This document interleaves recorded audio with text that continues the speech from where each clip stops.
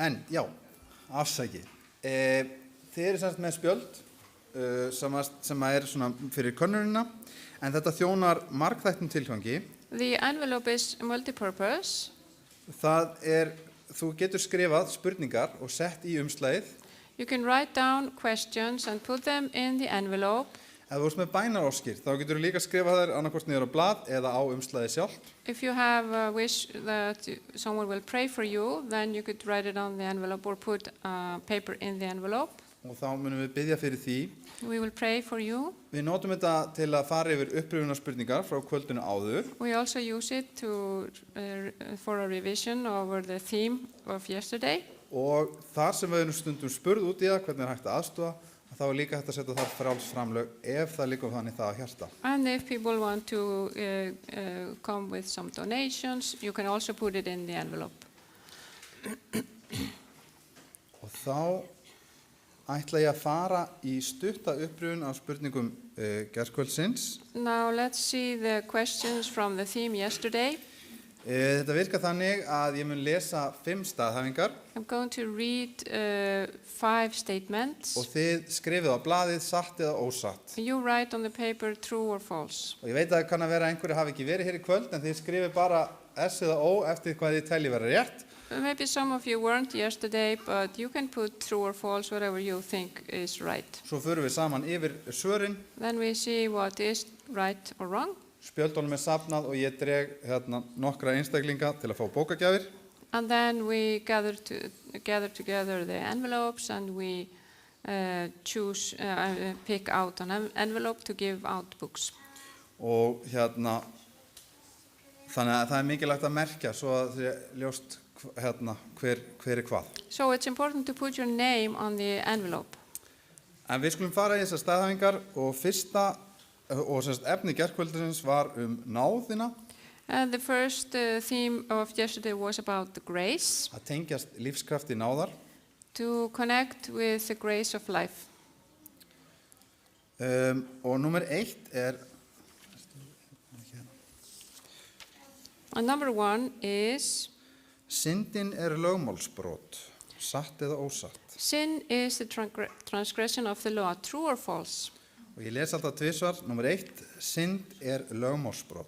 Sin is a transgression of the law. Satt eða ósatt. True or false? Og nummer 2, Number 2, siðferðislegt lögmál Guðs var lagt niður við krossin. God's moral law was done away with at the cross, true or false? Satt eða ósatt. Siðferðislegt lögmál Guðs var lagt niður við krossin. God's moral law was done away with at the cross. Númer 3, náð Guðs kom til jarðarinnar þegar Jesú kom. Number 3, God's grace came to our earth when Jesus came. Satt eða ósatt. True or false? Númer 3, les aftur, náð Guðs kom til jarðarinnar þegar Jesús kom. Number 3, God's grace came to our earth when Jesus came. True or false? Númer 4, það engin möguleg leið til að sigrast á synd. Number 4, there's no possible way of overcoming sin. True or false? Satt eða ósatt. Númer 4, það engin möguleg leið til að sigrast á synd, satt eða ósatt. There's no possible way of overcoming sin. True or false? Og númer 5, And number 5, náð Guðs næg fyrir allar syndir. God's grace is sufficient for all sin. True or false? Númer 5, náð Guðs næg fyrir allar syndir. Number 5, God's grace is sufficient for all sin. True or false? Satt eða ósatt. Má bjóða ykkur að ég lesi einhverja staðhæfinguna aftur. Shall I read some of this again? Númer 1, já. Number 1, Það synd lögmálsbrot, satt Synd. eða ósatt. sin is a transgression of the law. True or false? Please change the transgression word to a different one maybe. Breaking of the law. Yeah, breaking, yeah. That's, in Icelandic it says lögmálsbrot, Breaking breaking the law. of the law. Eitthvað annað númer sem þið vilja að ég lesi aftur? Do you want me to read some other statement again? Ok. Ef ekki, þá bið ykkur að passa að vera búin að setja S eða O við öll svörin. So let's just put S or O, true or false with each question and write your name. og skrifa nöfnin og svo förum við núna saman þá yfir So now let's see what is true and what is false. og rifjum upp frá gærkvöldunum. Númer 1, synd lögmálsbrot. Number 1, sin is the transgression of the law. What do you say? Það satt, já. True. Það það sem stendur í Biblíunni að syndin sé lögmálsbrot. It's what the Bible says. Númer 2, siðferðislegt lögmál Guðs var lagt niður við krossin. Satt eða ósatt. Number 2, God's moral law was done away with at the cross. True or false? Það ósatt, rétt. False, that's true. Og númer 3, náð Guðs kom til jarðarinnar þegar Jesús kom. Number 3, God's grace came to our earth when Jesus came. True or false? What do you say? Það ósatt, hún var nú þegar komin, eins og Yeah. kemur þetta fram. True. Og It's númer false. 4, er engin leið til að sigrast á syndinni. Number 4, there is no possible way of overcoming sin. What did you say? Það ósatt. Sem False. betur fer, þá svo sannarlega leið til að sigrast á synd. There is a way to conquer sin, Og það með þessum náðarkrafti eins og við fórum yfir í gær. and that is with the grace, the power of grace. Númer 5, náð Guðs nægir fyrir allar syndir. Number 5, God's grace is sufficient for all sin. Hvað segir? What do you say? True or false? Það svo sannarlega satt It's true. og við getum verið mjög. Það til upptaka af fyrirlesturinn. We Nei, have nei, actually recorded the lecture of last night, so you could. En það sem sagt mjög gott að hafa það alveg á hreinu og þetta nefnilega það sem við erum stundum vefst fyrir okkur að það þetta að náð Guðs, hún svo sannarlega næg fyrir okkur alveg sama hvað við höfum gert. So it's very important to remember that the grace of God is sufficient for us no matter what we have done. Og það það sem er fagnar reynandi líka. And that is the gospel.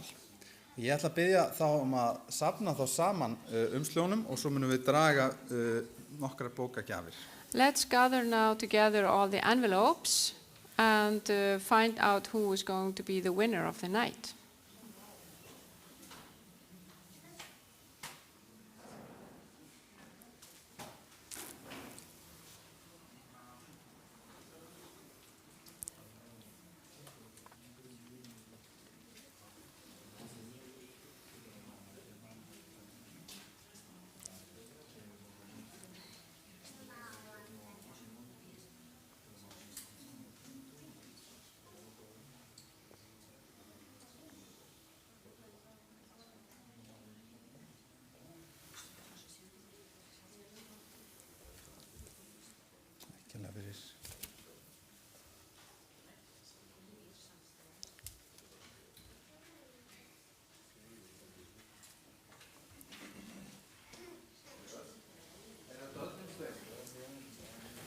Have the all envelopes been gathered?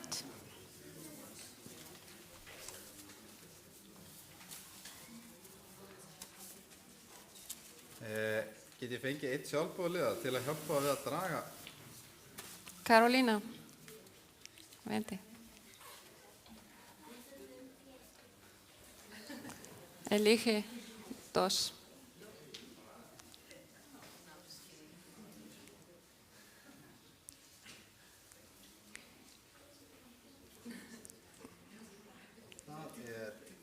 Þórarinn Arason Þórarinn Arason. og svo eitt sem Gjörðu svo svo vel. rosalega heppinn, hann þriðaskipti dregin upp og ég ætla að fá að viti sig til að draga eitt nafn í viðbót. Jónatan, ég var bara að segja það vatn ekki. Þetta alveg magna.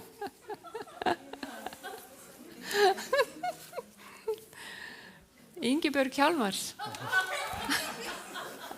Drögum aftur. Já, hún Þeir hafa að, bæði fengið gjafir áður þess vegna. þeir eru búin að vera að vinna hérna alveg trekk í trekk. Franci Fer. Vendi. Þá ætla ég að biðja Þórarinn Arason og Franci fyrir að koma upp og fá bókagjafir. Passen bara að landi, komið hérna fram, Þórarinn og Franci Fer. Við ætlum að gefa ykkur bókagjafir. Þið fáið bæði bókina og slikur tungumálinu veginn til Chris. Fyrirgeðu, það er meira að segja mínum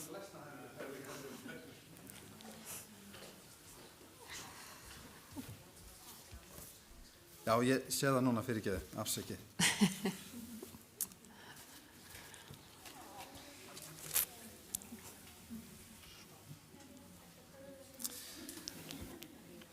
Fyrirlestarinn okkar, hann, Dr. John Harry Kalbunga, Our lecturer is called John Harry Kambungal, og hann sérfræðingur í taugavísindum. is a neuroscientist. Og hann hefur starfað við rannsóknir og kennslu í Sviss. He has been working as a teacher and also as a professor in Switzerland. En það sem honum finnst allra best að gera að segja öðrum frá Kristi. But what he likes the most is to tell others about Christ. Hann hefur skrifað fjölda greina sem birtar hafa verið í virtum tímaritum og ýmsa bókakafla á sviði þroska taugavísinda. He has published lots of articles about neuroscience. Og árið 2015 hlaut hann viðurkenninguna yngsti rannsakandinn frá svissneska félaginu líffræðilega geðlækningar. Þetta ekki auðvelt að þýða. Wait, shut up.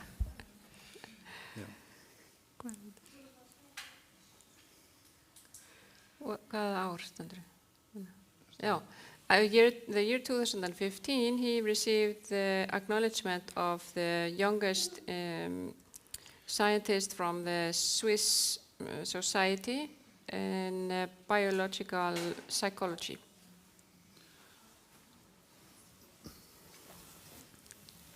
Hann hefur haldið fjölmarga fyrirlestra á ráðstöfum taugavísindi. And he has had lots of lectures on neuroscience. Og við virta háskóla í Evrópu og Bandaríkjunum. In respected universities in Europe and in the United States. En John Harry, hann tilengaði Jesú líf sitt árið 2004. He gave his heart to Jesus in the year 2004. Og síðan 2021 hefur fjölskyldan hann beint allri orku sinni í að boða fagnarætti hjálpræði. And since the year 2021, him and his family have given all their energy and time to preach the word. Já. Og að boða þetta hjálpræði sem finnst í Jesú og bráðri endurkoma hans. To preach the gospel and his soon return. Eiginkona John Harry, hún Sabrina Kalbunga, líka læknir og sérfræðingur í lyflækningum og heimilislækningum. His wife, Sabina Kambungal, is a doctor in home medicine. Og þau eiga saman 3 börn. And they have 3 children. Og hann kom hérna alla leiðina frá Filippsey. And he came all the way from the Philippines. Við erum mjög glöð að hafa hann hér til að deila með okkur bæði taugavísindi. We're glad to have him here. He's going to share with us about neuroscience. En líka að deila til okkar frá orði Guðs. And also to tell us about the word of God, to speak to us. Við skulum lúta höfði í bæn áður en að við hlýðum á tónlistaratriði. Let's start with a prayer before we listen to special music. Kæri himneski Faðir, Dear Heavenly Father, við þökkum þér fyrir alla þínar blessanir. we thank you for all your blessings. Við biðjum þig að leiða og vera með okkur hér í kvöld. I ask you to guide us here tonight. Við biðjum að vera með John Harry þegar hann talar til okkar. And may you be with John Harry when he speaks to us. Við biðjum að vera með hverju og einu okkar May you be with all of us here, sem eru hér í salnum í dag. which are here, Þeir sem ekki gáttu komist eða jafnvel enn á leiðinni. and also with those that are on their way or couldn't come, Og þeim sem að fylgjast með á netinu. and those who are watching on the net. Kæri Faðir, við biðjum þig að gefa okkur ríkulega þínum heila anda Please give us of your Holy Spirit þegar við ljúkum upp þínu orði. while we open up your word. Við biðjum þess í Jesú nafni. We pray in the name of Jesus Christ. Amen. Amen.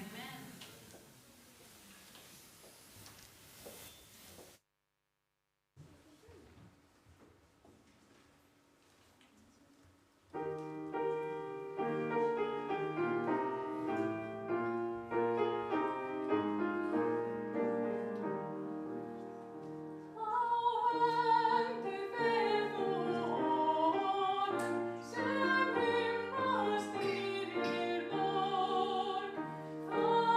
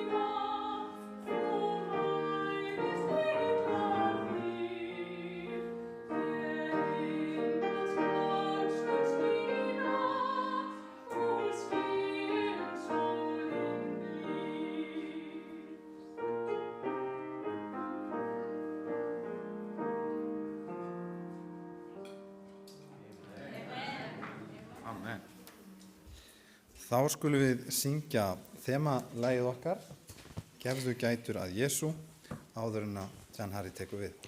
Now let's sing our theme hymn, Turn Your Eyes Upon Jesus.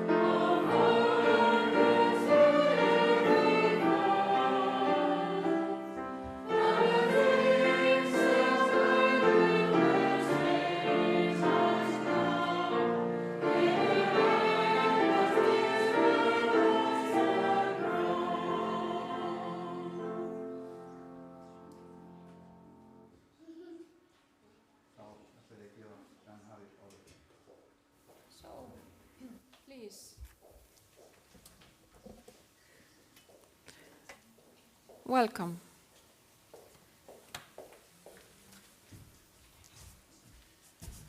Good evening, everyone. Gott kvöld til sem vel. I bring you greetings from my wife and my 3 children.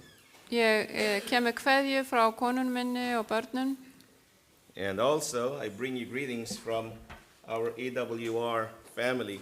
og svo er ég líka með kveðju frá AWR At the General Conference. hjá aðalsamtökunum.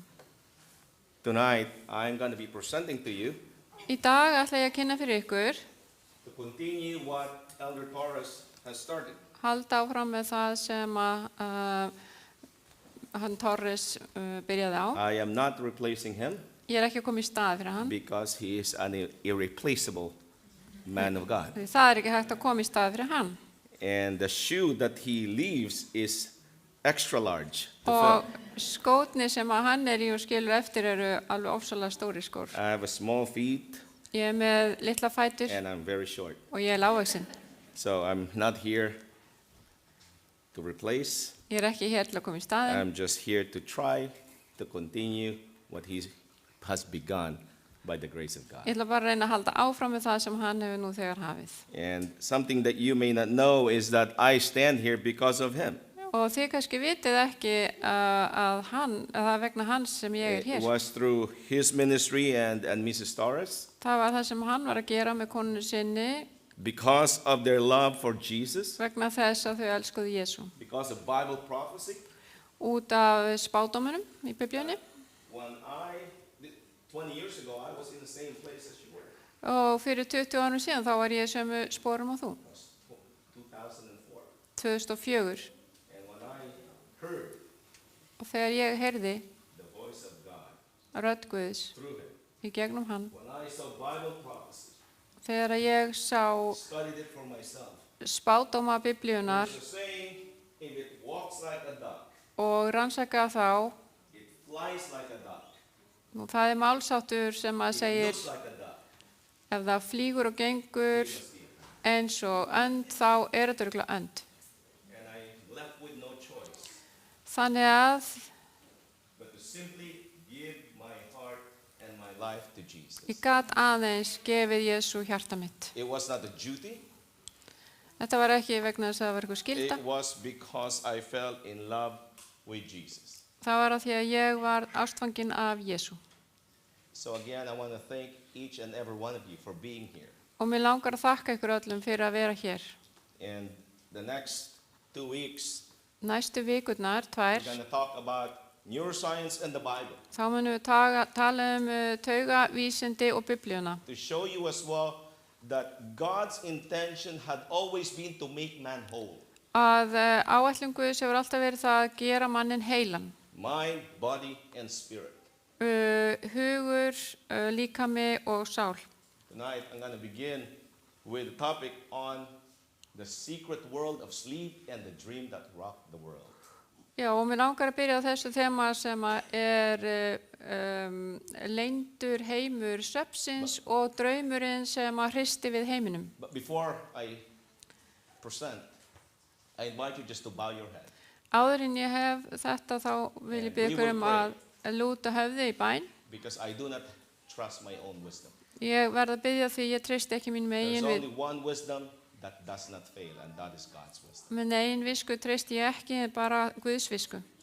Mighty God and everlasting Father, Drottinn Guð, I come before your throne together with your children this evening. ég kem fram fyrir hásætið þitt ásamt börnum I þínum want hér. to thank you and praise you for the privilege you have given us to come before your throne. Mér langar að þakka þið fyrir þau forréttindi að fá að koma fram And as fyrir we open þig. your word, speak to us.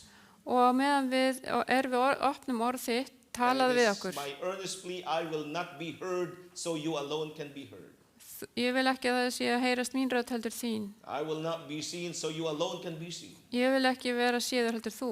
And your children will leave this place, Og börnin þín mætti fara knowing hér. that they have not heard a voice of man, Vitandi að þau heyrðu ekki rödd manns, but simply heaven speak to their hearts. heldur að himinin var að tala til hjartna þeirra. Thank you for Takk. hearing this prayer, Takk fyrir að heyra bænina. because I ask it in Jesus.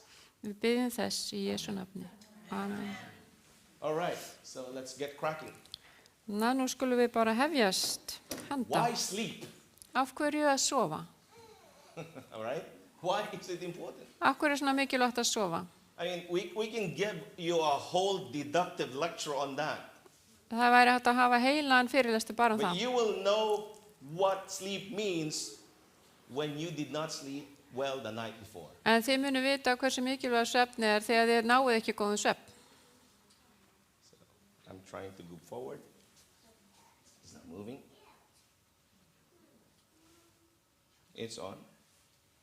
All right, we have Houston. We have a technical problem. Can I see it?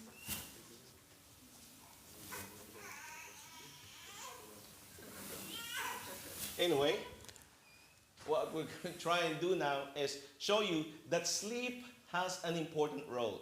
Ég ætla að sýna ykkur hversu mikilvæg svefn er. Children, as you see here, we have babies here. Hérna erum við með börn, They sleep a lot. þau sofa mikið. And as young people, as they grow, they tend to increase in their sleep Og það in getur, terms of pattern and hours. já það verðist vera eins og það aukist svefnin hjá þeim varandi bara munstur. But as we reach a certain age, En þegar við förum, old age, þegar við eldumst og verðum gömul, our sleep pattern goes down. að þá minnkar þetta munstur, svefnmunstur. What is happening in the brain? Hvað er að gerast í líkamannum? Well, I'm stuck here, so I will have to talk because the reason is I'm under clock. Ég verð að tala, So how does sleep impact your life? og hvernig hefur svefnin áhrif á líf ykkar? Now, let's think about this way. Um, It impacts it in several steps. Já, það fer í nokkrum skrefum, Your thoughts. til dæmis hugsaninnar ykkar. Your thoughts are usually messy Hugsaninnar geta when you lack sleep. verið í ringulreið. Right, it works from there. So do I need to stand there, Pastor? Það er ég að standa þarna til þess að ná að láta þetta virka. All right. Thank you. Thank you, Maestro.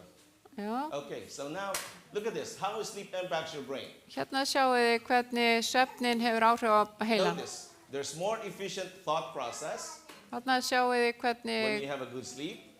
þarna eru hugsaninnar sem að It keeps your body healthy, ganga mjög vel, regulates your appetite, lætur líkamanu líða vel clears out harmful toxins. We'll go to that later.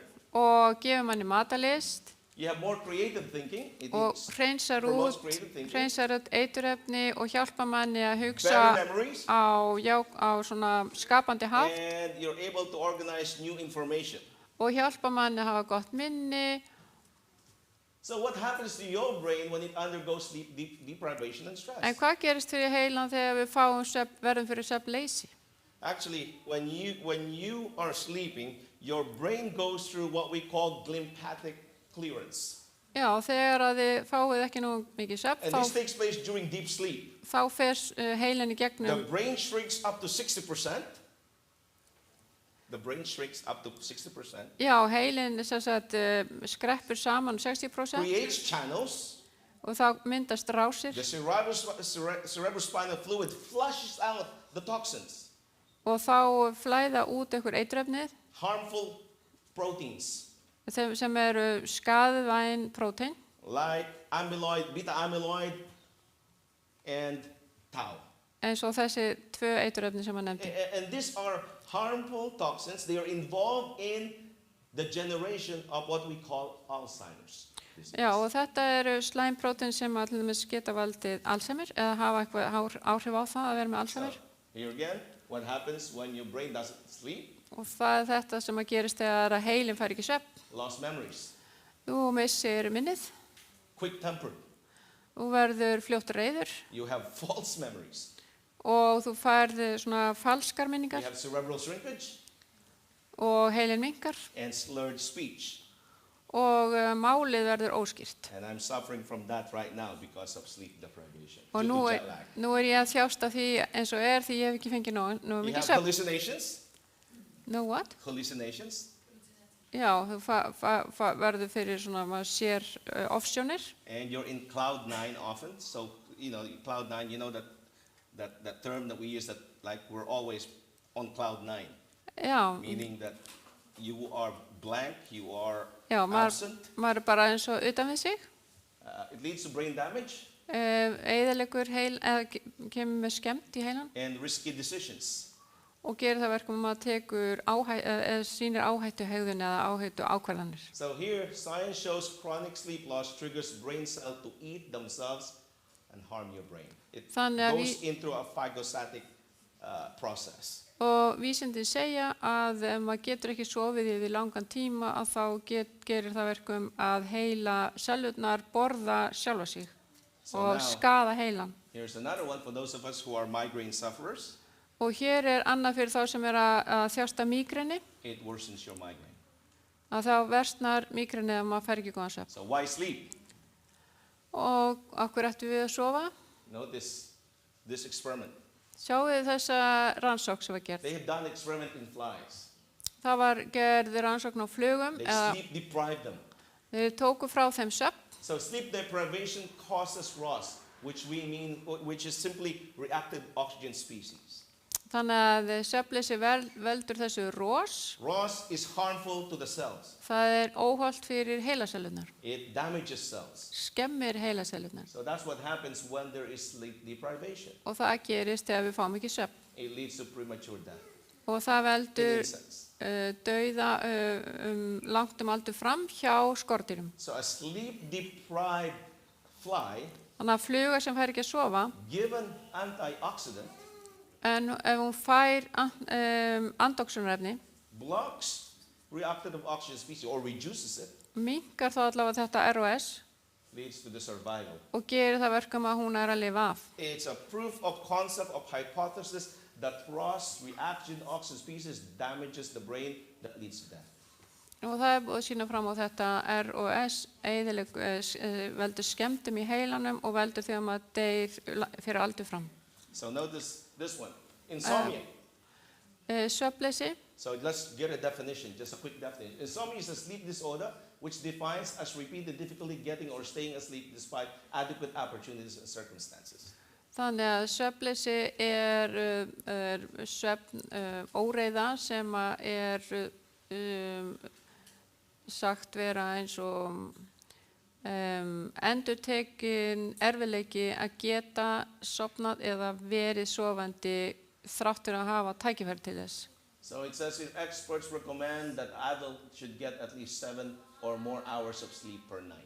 Og það er sagt að sérfræðingar mæla með að fullorðnir fái 7 til fleiri klukkutíma af svefni Insomnia increases in its prevalence up to 48% in older adults. á dag og 48% Já, og rannsóknir hafa sýnt að svefnleysi hefur áhrif á 48% eldri fólks. Those of us who have been pregnant or went through pregnancy also had experienced sleeping difficulties. Og þeir sem hafa, 50% af þeim sem hafa konur sem hafa orðið óléttar hafa líka upplifað það að geta ekki sofið. And this is the data in the United States according to National Institute of Health. Og þetta kemur frá National Institute of Health í Bandaríkjunum, þessar upplýsingar. Now, when you look at the impact of sleep on mental health, Þegar þið sjáu áhrif á svefn og áhrif svefns á geðheilsu, it says here, the more we learn about sleep, the more we see how much it rules our lives. og þar stendur því meira sem við lærum svefn, því meira sjáum við hversu mikið hann stjórnar líf okkar. In the spirit of prophecy, it is told the brain is the citadel of the whole man. Wrong habits of eating or sleeping affects the brain. Og where is this From coming? the spirit of prophecy. Já, þetta kemur frá andarspátumsgáfunar. Heilin borg mannsins, eða svona eins og kastelli mannsins, og slæmar hefð að borða eða sofa hefur áhrif á heilan. So now looking at it in terms of psychiatry, Og ef við förum í geðlækningar, let's look at this. 50% of patients with anxiety have a sleep disorder. 50% af sjúklingum með kvíða eru með svefn óreglu. It says up to 90% of adults with depression and about 90% of children experience a sleep disorder.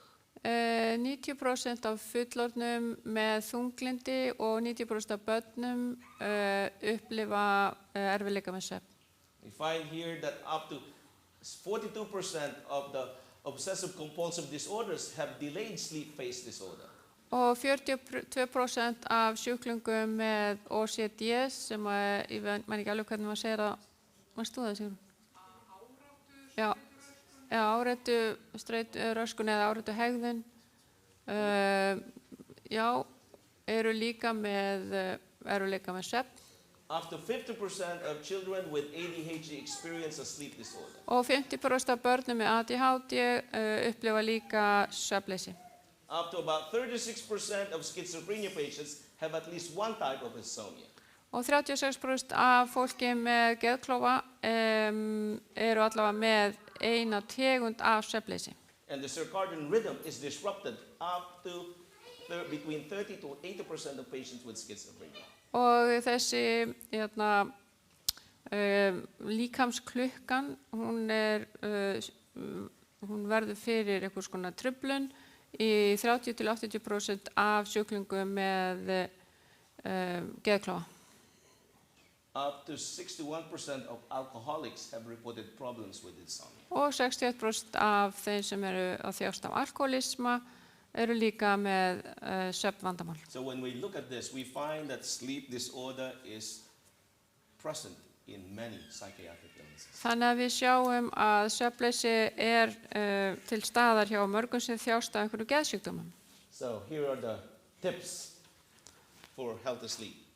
Hér til dæmis ráðleggingar fyrir holla eða góðan svefn. I think it's explanatory that tea, alcohol, overeating, horror action movies, gadgets, hard training, Já, hérna verið að sýna það sem and að healthy sleep. skemmir fyrir góðum svefn, það kaffi og te, áfengi og sígarettur, það borða yfir sig svona ofbeldismyndir eða hvernig segir maður þetta?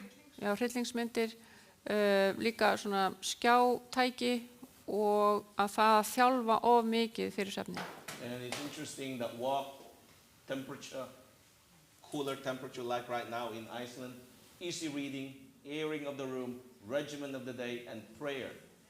Og það sem Helps. hjálpar við svefnin að Sleep. fara í göngutúr, hafa ekki of hátt hitastig, eins og bara fara á milli 16 til 19 gráður, lesa, bara einfaldan lestur, hafa, excuse me, can you go back? I'm sorry. Já, hafa góða loftræstingu í herberginu, og hafa réttan, alltaf vakna á réttan tíma eða sama tíma og fara svo á sama tíma og svo bæn. Notice this one, it's interesting. Study says caffeine keeps brain alert at night, possibly harming memory and body healing process. Og þarna kemur fram að rannsóknir sína að koffín heldur heilanum vakandi á nætun, eða svona, hann svona alveg viðbragðsstöðu og geti verið að skemma bæði minni og það að líkaminn nái að lækna sig. So why sleep? Notice what it says. Og af hverju þá að sofa? When you look at different process of sleep, Þegar þið horfið á we can divide it into non-REM sleep or REM sleep. hvernig ferlið í svefninum, það getur verið í NREM eða REM svefni. So non-REM simply means non-rapid eye movement. Já, what did you say? Non-rapid eye movement. Já, það þegar að maður ekki með augun svona að hreyfast. So when you are in 4 phases of sleep, your eyes oscillate, it rotates Já, in þegar the við, eyeball, around the eyeballs. já, þegar við erum að sofa þá svona að snúast But augun, during rapid eye movement, it moves. en svo þegar að þegar að mikil hreyfing þá þau að hreyfast hratt. And it moves as if you are visualizing something that you are seeing. Já, það eins og þegar augun færast til, þá eins og maður sé að horfa á eitthvað sem að gerast. And during non-REM sleep, there's a reactivation and maintenance of what we call long-term potentiation. Og reactivation þýðir að það verið að gera aftur virkt og halda við. It's involved in memory consolidation. Þannig verið að festa minnið inn í heilan. It means when you study, Þegar til dæmis þegar þú ert að or nema whatever eitthvað, you've learned, eða þú ert að læra eitthvað, when you sleep right, þegar þú sefur rétt, all the things that you learned allt það sem þú lærðir are filed properly, sett í réttar möppur. are consolidated. Það verið að festa minnið. If it is not, then it's not filed, it's messy. Og ef það ekki gert þannig, þá þetta allt út allt. It's like looking for a bill Þetta eins og að leita að in a room where einhverjum. you have not filed where you have not put your bill in the right place. Þetta eins og að leita Or your einhverjum miða í herbygginu sem þú ert ekki búin að taka neitt til og bara setja hann einhvers staðar. And REM sleep is implicated also in the processing of long-term memory. Og svo þegar REM-svefninu komin hefur líka með það að vinna úr minninu. REM is also associated with dreams. Og þetta tengist líka draumum. And it's interesting because I've been asked, what do dreams mean? Þetta áhugavert því ég hef verið spurður að hvað þýða draumar. I have only two answers to that. Ég bara með 2 svör. Subconscious thought, Annarkvort hugsanir undir meðvitundarinnar and the other one is God's means to communicate to us. eða Guð að tala til okkar. And it's interesting that in the ancient, in the Orient, Það athyglisvert að í Mið-Austurlöndum even today, God uses dreams to communicate þá jafnvel Guð ennþann dag í dag að nota drauma til þess að eiga to í a certain samskiptum group of people. við vissan hóp fólks. For example, in the Muslim world, Til dæmis hjá múslimum, people would never be attracted to the Word of God þá myndi enginn vilja orð Guðs before having a dream or a vision. áður en hann fengi draum eða sýn. It plays a very important role. Þetta mjög mikilvægt hlutverk. And notice what Deuteronomy 29:29 says. Ef við förum í 5. Mósebók 29:29, The secret things belong unto the Lord our God, hinir leyndu hlutir heyra drottni Guði vorum, but those things which are revealed belong unto us, to our children forever. en það sem opinberað heyrir oss og börnum vorum ævinlega. And with this thought in mind, I'm going to take you to the book of Daniel, the most amazing Bible prophecy. Og með þessari hugsun langar mig að fara með ykkur til Daniels bókar, ótrúlegustu bók sem fjallar spádóma Biblíunnar. Where over 2,500 years ago, God revealed his secret in a dream to a king. Fyrir meira en 2300 ári síðan þá opinberaði Guð vilja sem frammi fyrir kongi. A pagan king. Þetta var heiðinn konungur And the message that he revealed to this king og það sem hann birti þessum konungi is not just for him, var ekki bara fyrir hann, but for us and our children today. heldur fyrir okkur líka og börnin okkar í dag. And this gives us hope and confidence Þetta gefur okkur von og styrk that the destiny of this world is in the hands of God. að framtíð þessa heims í höndum Guðs. And one day he will put an end to the sickness, Einn dag mun hann setja endir á alla sjúkdóma to all the obsessive compulsive disorders, og við alla þá sem að þjást af OCD, the depressions, þunglindi all the mental health issues that we grapple with today, og alla þessar sjúkdóma, geðsjúkdóma sem að við erum að berjast við í dag. suffering, war, poverty, and death. Þjáning, stríð, fátækt og dauði. Friends, we can see from the Word of God Vinir, við getum séð það úr orði where Guðs this world is heading. hvert þessi heimur að fara. I take you to this dream Og förum aðeins til þessa draums. of a man named Nebuchadnezzar. Þessa mann sem að heitir Nebukadnesar. The kingdom of Babylon, Og þetta konungstæmi hét Babylon. the Assyrian Empire, Assyríska stórveldið. today located in Iraq. Og í dag heitir landið And Írak. notice what the Bible says in Daniel chapter 2, verse 1. Förum við Daniel 2:1. Now, in the second year of Nebuchadnezzar's reign, Nebuchadnezzar had dreams, and his spirit was so troubled that his sleep left him. Á öðru ríkisári Nebukadnesar streymdi Nebukadnesar draum og varð honum órótt í skapi og mátti eigi sofa. Oh, this is not so surprising, right? Þetta kemur ekki óvart. How many of you Hversu mörg ykkar had a dream, hafið dreymt eitthvað? and by morning you no longer remember, Og svo vakniði og þið munið ekki drauminn. right? There are only few who would remember in greater details. Það eru mjög fáir sem muna And smáatriði. when you look at those few that would remember it, Og þegar þið hugsið þessa örfáu sem þið munið, there are certain traits you can associate to those individuals. að þá eitthvað sem við þessa einstaklinga, And you can see that their mind is highly calculative. að hugur þeirra mjög svona getur hugsað djúpt. But for most of us, En við flest, by morning, bara morguninn, we would forget it. og þá And munum if we við, do remember it, we would remember only a snapshot here and there. munum við ekki nema bara þá kannski eitthvað brotabrot hér og And þar. even that snapshot, by the end of that day, would be gone. Og meiri sé að þessi litlu brotabrot eru horfin þegar að dagurinn But somehow when Búinn. you wake up, you know that this is something that is important for En- you. Something you want to remember it. En þið hugsið samt, þetta mikilvægt, ég vildi svo gjarnan muna But þetta. this was that's the experience of this king. En þetta var reynsla þessa And konungs. the Bible puts it nicely. His spirit was so troubled, Og þarna segir Biblían að honum var órátt í skapi and his sleep left him. og mátti eigi sofa. The verse 3 simply says, I have dreamed a dream, and my spirit was troubled to know the dream. Og þriðja vers segir, mér hefur dreymt draum og mér órátt í skapi uns ég fæ að vita drauminn. And the king called his wise men, Og konungurinn kallaði á vitringana, the magicians, þannig the að astrologers, töframennina the sorcerers, og særingamennina and the Chaldeans to the royal palace. og Kaldiana. And if I'd be allowed to put my sanctified imagination on, people would say, I want to call all the neurologists and neuroscientists to gather at the palace. Já, og hann hefði verið upp í dag þá hefði það kallað á alla tauga vísindamennina. I want you to analyze my dream. Ég vil að þið rannsaki draumi minn. I want you to see my EEG. Ég vil að þú sjáir, what is EEG? It measures the brain activity. Já, þetta eitthvað sem að mælir heilavirknina. And to see what kind of sleep and what this is about. Og ég vil fá að vita hvað þetta eiginlega. And so Nebuchadnezzar called all the wise men. Og þannig að hann kallaði á alla And he demanded to them, spásagnamennina tell me what dream. og hann sagði, hvaða draum Tell me átti? its meaning. Segðu mig hvað það þýðir. Notice the wise man's reply. Og hvernig svöruðu vitringarnir?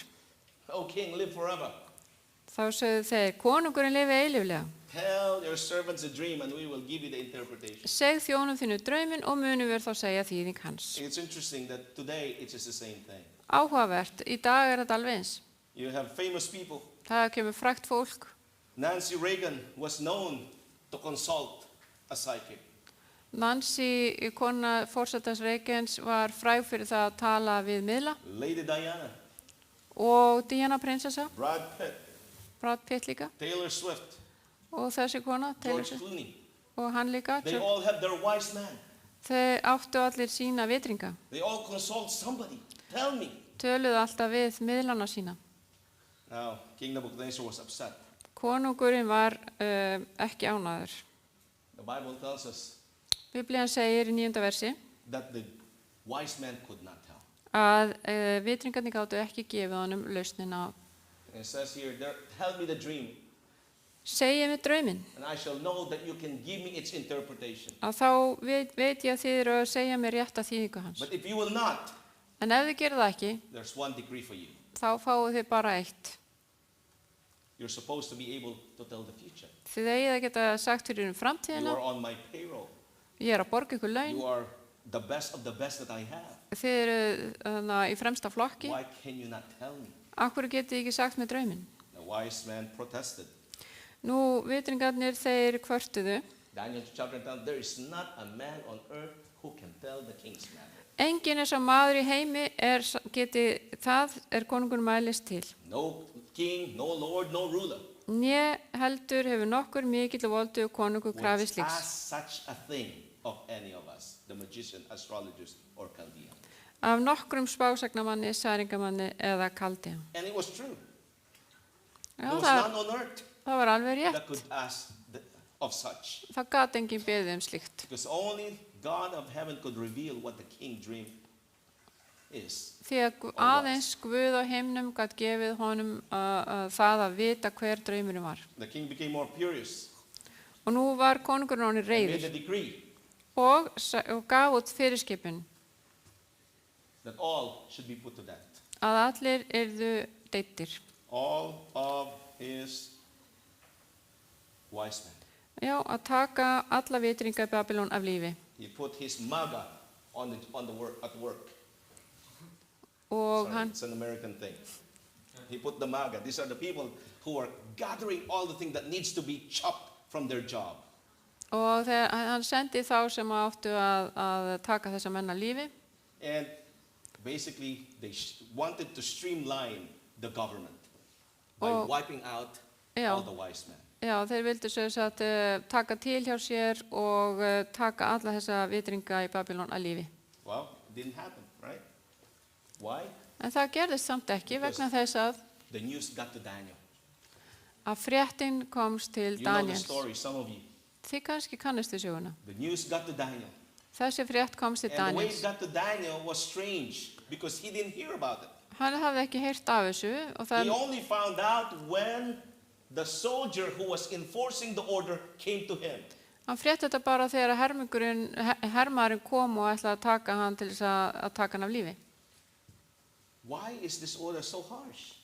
Og af hverju var þetta svona hörkulegt Question that Daniel asked. hjá konginum, spurði Daniel. So Daniel went to the king, Þannig að Daniel fór til konungsins, asked for an audience.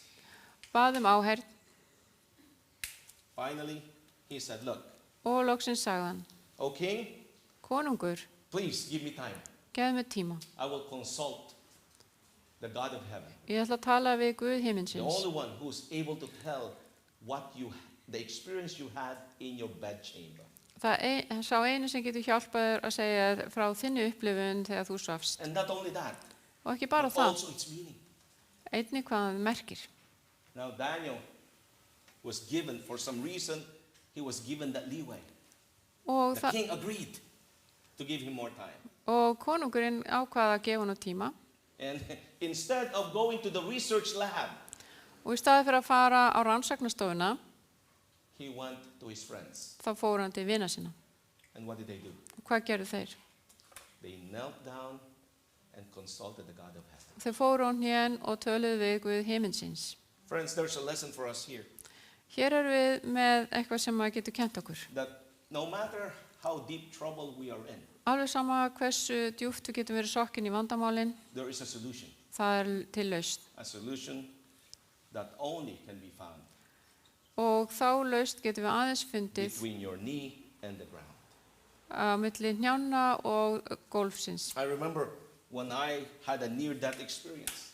Einu sinni var ég lenti ég næstu því að deyja. I was not a Christian at the time. Ég var ekki kristinn þá. I was at the University of Bristol in the United Kingdom. Ég var í háskólanum í Bristol í I was Bretlandi at the Life Science School at the university. og þar var ég í lífvísindadeildinni við háskólan. I thought I was there for higher learning. Ég hélt ég væri það til þess að komast í hærri But in menntun, fact, I was introduced into lower learning. en mér var boðið til að kynnast lægri menntun. One night, Eitt I was in kvöld a place I shouldn't be, doing something I shouldn't be doing. var ég á stað þar sem að ég hefði ekki átt að vera og gera það sem ég hefði It was ekki átt að vera að gera. 2:30 in the morning, Klukkan var 2:30 á morgunin and my heart was beating so fast, og hjarta mitt sló hratt I began to feel pain. og ég byrjaði að finna fyrir sársauka And I knew og ég vissi það. enough physiology Ég vissi nógu mikla líffræði to know that I would be in a box by morning. að ég myndi örugglega vera komin í líkkistu morgunin. What do you do? Hvað gerir maður? I can't call my friends. They're in the same state as I was, minus the heart attack. Ég gat ekki beðið vinum mínum hjálp því að þeir voru í sama ástandi og ég. I couldn't call my parents. Ég gat ekki hringt í foreldra I mína. said, hi mom, dad, it's 2:30 in the morning, by the way, and I'm having a heart attack. Mamma og pappi, klukkan 2:30 nótt og ég að fá hjartaáfall. They will be dead before me. Þeir myndu bara fá hjartaáfall á undan mér Receiving such news at 2:30 in the morning. við að fá svona fréttir í miðanótt. What do you do? Hvað gerir maður? I went home Ég fór heim, to the dorm or the house, the shared house with the students, fór á vistina and for the first time, og í fyrsta skipti, after many years, eftir mörg ár, I knelt on my knees og fór ég á hnén and I called unto heaven. og ég kallaði á Guð. I simply said, Lord God, Drottinn Forgive Guð, vilt þú fyrirgefa mér for wasting my life. fyrir að eyða lífi minni til einskis. And if you hear me, Og ef þú heyrir í mér, save me. frelsaði mig, bjargaði mér. Next words, I was making a deal with God I did not understand. Og næst þá gerði ég samning við Guð sem ég skildi ekki alveg. I still remember. I said, Já, "To man God, ennþá. oh Father, Faðir, if you save me, ef þú bjarga mér, I will serve you." þá ætla ég að þjóna þér. That was the beginning of a wake-up call in my life. Þetta var byrjun í mínu lífi. I fell asleep Þetta var köllun. Og after drinking a jug of water. ég drakk heila könnu af vatni og sofnaði svo. Woke up Vaknaði svo 6 o'clock in the morning. klukkan 6 á morgunin I still remember I had to pinch my face hard og ég myndi og ég þurfti að klípa mig because I knew something had happened því ég vissi að það hafði eitthvað gerst that has never happened in my life. sem hafði aldrei gerst í lífi mínu. I woke up, Ég vaknaði, I thought I was dead, ég hélt ég væri so dauður, I had to pinch myself ég þurfti að klípa and mig it hurt, so I knew I was alive. og ég fann til og þá vissi ég að ég var ennþá á lífi. No headache, Engin höfuðverkur, not a single headache. ekki neitt höfuðverkur. And normally, when I would go through that motion, my head would be thumping. Og venjulega þá hefði höfuðverkurinn verið mjög sterkur. I would need a couple 500 milligrams of Panadol Ég hefði þurft að fá 500 mg af Panadol, to get rid of that pain. eða Panodil eins og við segjum hér, til I að knew losna við something verkinn. supernatural had taken place that night. Ég vissi að það hafði eitthvað yfirnáttúrulegt átt sér God stað. heard my prayer. Guð heyrði bænina mína. Daniel and his friends Daniel og vinir hans called unto heaven. kölluðu til himins. Friends, we should call unto heaven. Vinir, við þurfum að hrópa til himins. No matter how deep of a trouble we are in, Alveg sama hversu djúpum vanda við erum í. do not shy away from it. Ekki forðast þá. There is power in prayer. Það er kraftur í bæninni. The Bible tells us Biblían segir okkur that God revealed the dream to Daniel að Guð opinberaði drauminn fyrir Daniel in a beautiful way. á fagran hátt. Now, notice what the book of Psalms 4 verse 8 says. Sjáu hvað Sálmar 4. kapli 8. vers segir. It says, I will take my rest on my bed in peace because you only, Lord, keep me safe. Í friði leggst ég til hvíldar og sofna, því að þú, drottin, lætur mig búa óhuldan í náðum. I mean, imagine Ímyndið ykkur, if you know your head will be on a chopping board by the next day. ef að þið vitið að það á að fara að drepa ykkur næsta dag, If God does not reveal that to you, ef að Guð sýnir þér ekki, would you be able to sleep? ef Guð myndi ekki sýna ykkur drauminn, I mean, Myndi most of þá- us who have exams, important exams, have problems sleeping the night before. myndið þið þá geta sofnað, meira segja ef þið lendið í að fara að þurfa að taka prófa Well, næsta we have dag, important interviews. eða erum að fara í mikilvægt viðtal. But the Bible tells us, I will take my rest on my bed in peace because you only, Lord, keep me safe. Já, en Biblían segir Friends, að í friði leggst ég til hvíldar og sofna, því að þú, drottin, lætur mig búa óhuldan í náðum. we can trust the word of God. Við getum svo sannlega treyst orði Guðs. Notice Sjáu what þið, happens next. og hvað gerist svo? Daniel 2:23 tells, I thank you and praise you, O God, of my fathers. You have given me wisdom and might. Ég þakka þér, Guð, feðra minna, og vegsama þig fyrir það að þú hefur gefið mér visku og mátt. I can imagine, just imagine what Daniel was going through. Ég geti alveg ímyndað með hvað hann var að fara í gegnum, When Daniel. God hears your prayer Þegar Guð heyrir bænina and you feel like you're invincible. og þið finnst eins og þú sért Daniel ósýrandi. walked into the court of the Daniel king. gekk þarna inn í höllina Look what the Bible tells us. og sjáu hvað In Daniel chapter 2, Biblían 28. Biblían segir í versi 28. There is a God in heaven who reveals secret, and he had made known to King Nebuchadnezzar what will be in the latter days. En sá Guð á himnum sem opinbera leynda hluti og hann hefur kunngjört Nebúkadnesar konungi það verða mun á hinum síðustu dögum. And these latter days, this will take us down the stream of time. Og þetta tekur okkur í fortíðina, From Daniel's day down to the nations, nei framtíðina, frá Daniel the different nations, yfir í ólíkar þjóðir, from the ancient time, modern time, until the end of time. frá fortíð og yfir í nútíman og svo fram í framtíðina. Verse 31, O king, Vers 31, konungur, you king, O king, were watching, and behold, a great image. þú horfðir fram fyrir þig og stóð það líkneski mikið. This great image, whose splendor was excellent, stood before you, and its form was awesome. Líkneski þetta var stórt og yfirtaks ljómandi. Það stóð frammi fyrir þér og var ógurlegt ásýndum. There was supposed to be a video here. A video simply of a statue. This statue, with a head of gold, Og það átti að body vera, of silver, myndband af þessu thigh líkneski. of bronze, leg of iron, feet of iron and clay. Og höfuðið var af gulli, armirnir, handleggirnir og bringan af silfri And in og mjöðminn af brons og fótleggirnir af járni og fæturnir af leir og járni. And in the video that I was supposed to be showing there, maybe that's the reason why we're having technical problem, is that there is a rock that is cut without hand.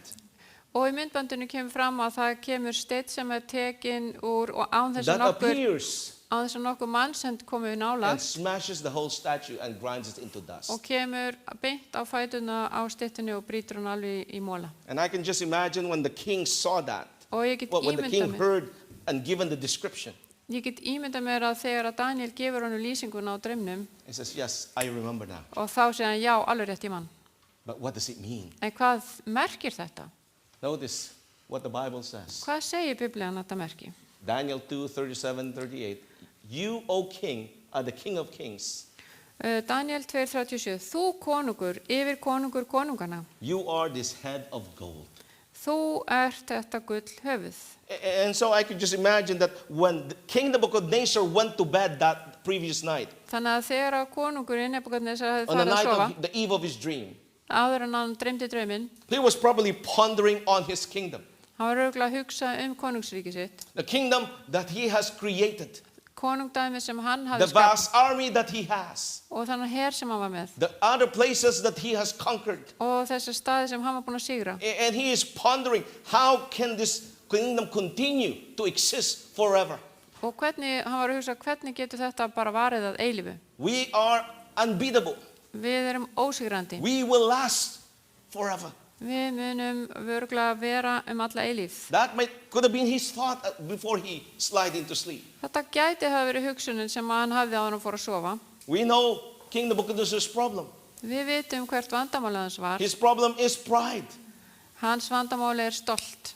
And so here the Bible says, you, O king, are the kings of kings. You are this head of gold. Og þarna stendur að þú konunga, þú ert gullhöfuðið. Babylon ruled from 605 to 539 BC. Babylon ríkti frá árinu 605 til 539 fyrir Krist. You will see that Babylon is an ancient Babylon, had a massive impact on the world history. Hinn forna Babylon hafði mikil áhrif á sögu heimsins. It was the citadel for mathematics, astronomy, and technical innovation. Þetta var fremsta borgin þar sem að stjarnfræði, stærðfræði og alls konar uppfinningar voru. They invented quite a few things. Og þeir uppgötvuðu alls konar. Not only that, they also created cuneiform writings for records. Og þeir bjuggu líka til svona viss letur. They developed the unique numeral system based on lunar calendar with 360 days. Þeir bjuggu til dæmis til númerakerfi sem að nota 360 daga á ári. The 30 day in a month, the units measuring for time based on the number of 60. 30 daga í mánuði og þetta nota mælingu tíma á tölunni 60. This is why we divide the hours into 60 minutes and into 60 seconds. Og þess vegna erum við til dæmis að deila klukkustundunum niður í 60 mínútur og mínútunum í 60 sekundur. It was them. Það voru þeir sem fundi upp á þessu. Not only that. Og Babylon, It says here, Babylon also divided the starry heavens into 36 constellations. svo skiptu líka niður stjörnumerkjunum í 36. Which is why we say there are 360 degrees in a circle. Þess vegna segjum við 360 gráður í hring. If their scientists would be alive today, we would give them Nobel Prize laureates. Ef að þeir væri uppi núna í dag, þá myndum við fá Nobel-verðlaunin. They were not what we, today, they were not dummies. Þetta voru ekki heimski menn. They were sharp in Þeir what voru they did. mjög klárir. Well, this is another thing of Babylon. Temple of Marduk contained 18 tons of gold. Já, og musteri Marduks var með 18 tonn af gulli. Imagine, this is just one temple and has 18 tons of gold. Þetta var bara eitt musteri sem var með 18 tonn af gulli. Just to give it in context, the United States has 8,000 tons of gold. Og í Bandaríkjunum eru þau með how much? 8,000 tons of gold. Það er bara 8.000 tonn af gulli. Here's another one here. Og hér annað. In one of the temples alone, Nebuchadnezzar not only used 18,000, but everything was laced with gold. Já, og það nota ekki bara 18.000 tonn, heldur var allt lagt gulli. In October 2022, a Ok- ton of gold is worth almost 100,000. Árið 2022 var verðgildi gulls, how much was it worth? 85, 85. 890.4888. Já, þetta So- er of mikið. Já, það kostaði þá $85,000. So I'm just giving you these figures just to give you an kind of picture what Babylon was like. Bara til að gefa ykkur góða mynd af því hvað Babylon, hversu stórkostleg hún var. 10 miles, 16 kilometers around. 16 kilometrar í umfangi. Compared to Rome, which has 6 miles or 9.6, or Athens, which has 4 or 6.5 kilometers. Já, Róm var bara 9 kilometrar og Athena 6,4 kilometrar.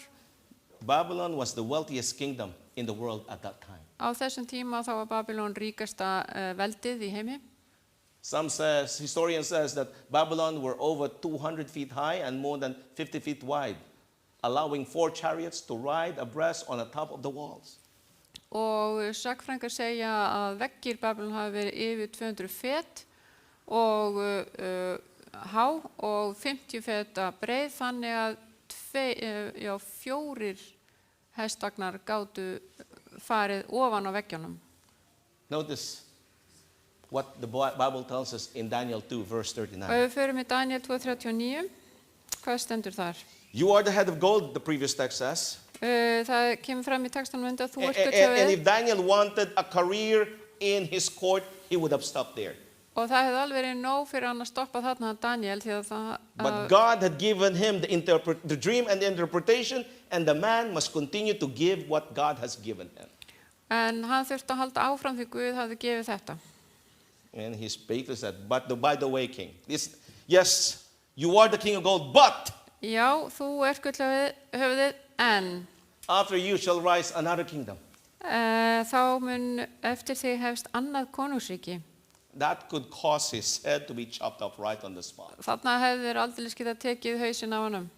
But the man of God had confidence.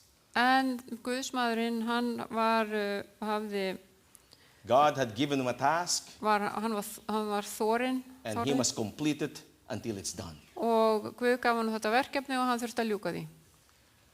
Chest and arms of silver. Og þarna hefur verið að tala handleggina. So this is the dream. This is the interpretation. You are the head of gold, O king, but after you there will be another kingdom. Já, þú ert gullhöfuðið, en eftir því kemur annað konungsríki, minni háttar en þitt, That will represent silver. sem er silfur konungsríki. And after that there will be another one representing the bronze. Og svo kemur annað sem er bronsríki A leg of iron og fótleggir af and a járni feet of iron and clay. og fætur sem er blandaðir járn og leir. What happens in Daniel chapter 5? En hvað gerir svo í 5. kapla Daniels bók? We read in Daniel chapter 5 Í 5. kapla that King Belshazzar, the grandson of the king of Nebuchadnezzar, throws a party. þá lesum við Belshazzar konung, hann hélt mikla veislu, It was a drunken feast for thousands of his lords. og þetta var drykkjuveisla fyrir 1000 af hans þjónustufólki. Wine was flowing, music was playing, Vínið flaut og tónlist var spiluð and in the midst of this drunken feast, og rétt í miðri þessari veislu the king had asked for the vessels. þá, These are the vessels that were used for the temple. þá bað konungurinn kerin sem höfðu verið í musteri Temple of Guðs Jerusalem to be Áður. used as a vessel for their cups and so forth for the wines. og þeir vildu nota þessi gullker til þess að geyma áfengið sitt í. There was an interruption En það var in eitthvað that sem, drunken party. það var eitthvað sem truflaði þessa veislu. The Bible tells us in Daniel chapter 5 verse 25, Biblían segir í 5. kapla 25 there was writing on the wall og þá kom letur á vegg. that says, many, many tackle up our sin. Þar stóð mene tekel úfar sín The Bible tells us what this meant. og Biblían segir eitthvað hvað þetta þýðir. Many means God has numbered your kingdom and finished it. Og mene þýðir Guð hefur talið ríkisár þín og leitt þau til Tackle enda. means you have been weighed in the balance and found wanting. Tekel, þú ert veginn á skálum og létt á þér fundin. Peres means your kingdom is divided and given to the Medes and the Persians. Peres, ríki þitt er deilt og gefið Medum og Persum. God named Cyrus approximately 150 years before he was even born. Guð nefndi Kýrus á nafni 150 árum áður en hann fæddist meira að segja. Daniel's interpretation can be verified by any good history book on Babylon. Og það er hægt að fara í sagfræðin og sjá að þetta sem kemur fram hérna í Danielsbókinni er rétt. Cyrus, the general of the almost combined countries of both Medes and the Persia, overthrew the proud kingdom of Babylon. Og Kýrus sem konungur Meda og Persa kom og sigraði Babylon. Well, Daniel did not predict that part, but it was predicted in the book of Isaiah. En ef við förum í Jesaja 45 þá er spádómur þetta. Chapter 45, verse 1. Förum í kapla 45:1. Here God named Cyrus approximately 150 years before he was even born. Og hérna nefnir Guð Kýrus á nafn 150 árum áður en hann fæðist. Isaiah was long before Israel was carried away to Babylon. Jesaja var áður en að Ísraelsmenn voru teknir til Babylon. So the question is, how would Cyrus do that? Hvernig myndi hann Kýrus gera þetta? You see, Cyrus waited and tried to take Babylon. Kýrus reyndi að sigra borgina. The walls were tall Vegginni voru mjög háir and it was so wide. og mjög þykkir. He could not break it. Hann komst ekki í gegnum vörnina. So he devised a plan. Þannig að hann kemur upp með áform. Diverted the great river of Euphrates Hann breytti árfarvegi Efrat ár. with many channels and which took about 6 to 9 months to dig. Það tók 6 til 9 mánuði að gera þetta. Then at his command, Og svo þegar hann gaf the fyrirskipun, channels were diverted at once, lowering the water so his soldiers could walk in. þannig að to the palace. þegar hann gaf skipun þá voru allar þessi skurðir opnaðir og áin fór eftir annað og þá komast þeir inn. The Bible tells us in Jeremiah 50 verse 38, the waters would be dried up.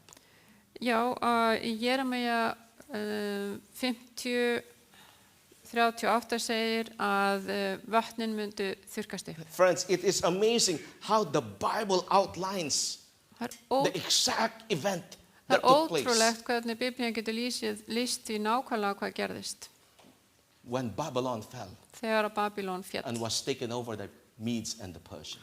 og þegar að Medar og Persar tóku hana Remember yfir. what I said earlier? Munið það sem ég sagði áðan? If it flies like a duck, Ef það flýgur eins og it önd, walks like a duck, gengur eins og önd it quacks like a duck, og gefur hljóð frá sér eins og önd, it must be a duck. þá hlýtur það að vera önd. And here you find this pattern. Og hér sjáum við munstur. Now, Cyrus the Great, king of Persia. Hinn mikli Kýrus, konungur Persíu. Now, when you look more into the history of Cyrus, it's also interesting. Saga Kýrusar mjög áhugaverð. He marches army straight into the palace on dry ground. Hann fer með herrana sína á þurru landi inn fyrir borgamúruna. And you go to the British Museum, you would find this famous Cyrus cylinder. Og ef þið farið í British Museum þá finnið þið þennan sílinder sem með svona ritað á. And simply, it outlines what he has done. Og þar því lýst hvað hann hafði gert. You see, Cyrus is the father of the Iranian nation. Og þar kemur fram að Kýrus faðir þessara þjóðar sem He was actually the first world leader to be referred to as the Great. Og þetta fyrsti leiðtoginn sem hefur verið kallaður hinn mikli. And Cyrus founded the first world empire. Og hann stofnaði fyrsta heimsveldið. And the second Iranian dynastic empire.